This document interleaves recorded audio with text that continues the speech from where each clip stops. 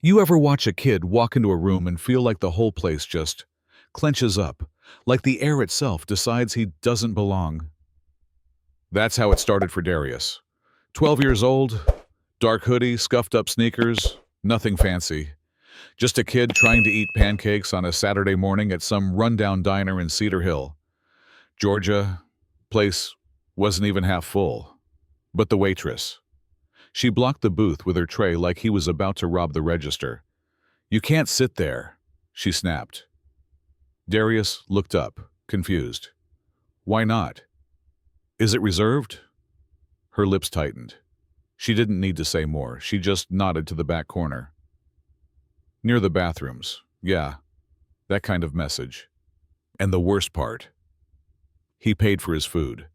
2 pancakes and chocolate milk, all with crumpled up bills. He had counted twice. But it wasn't about money. It was about him. He stood there, tray in hand, pretending the syrup wasn't shaking, pretending he didn't hear the couple in the corner whisper. The manager came out, red polo, balding, eyes that scanned Darius like he was inventory. "Son, do we have a problem? I just wanted to eat," Darius said, voice small. "I paid already." "Well, some customers are uncomfortable," the manager replied, deadpan. "Maybe take that to go. Uncomfortable." Darius repeated it like he was trying to taste the word, like maybe it would make sense if he said it slow enough. Minutes later, he was sitting outside on a metal bench, wind in his face, plastic forks stabbing into cold pancakes. Like it was normal. But it wasn't. It never was. Then came this woman, mid-40s, scrubs, kind eyes, a nurse. She sat beside him without asking. Just sat. After a long pause, she said, "That place inside? They'd done this before." That sentence, it cracked something in him. Not loud, not messy, just silence. That kind of silence that makes a kid feel like the world is too big to fit in. But that wasn't the real story. No, that was just the opening scene.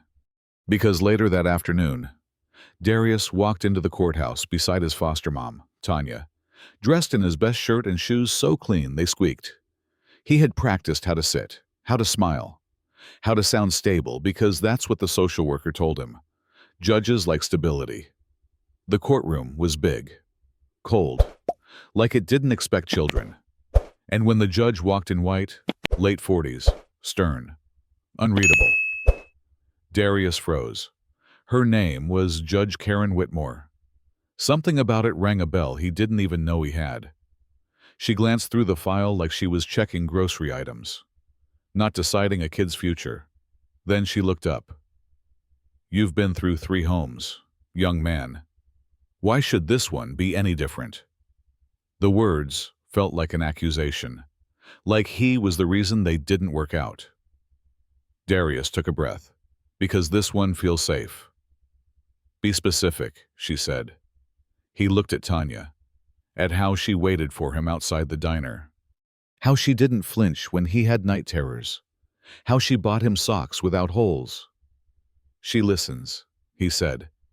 "She doesn't make me feel small." The judge leaned forward. "Cold. And you think you're deserving of that kind of home, do you?" And that's when Darius calm. Quiet. Darius dropped the bomb. "You're my mom." The room snapped silent. The court clerk stopped typing. Someone gasped. A pen hit the floor. Judge Whitmore blinked. "What did you say?" I said. "You're my mom," he repeated, voice steady. "I saw the photo in my file before they sealed it. I kept the blanket you left me in." Baby Whitmore. 6 pounds, 8 ounces. Her hands trembled. Water glass untouched. She couldn't speak.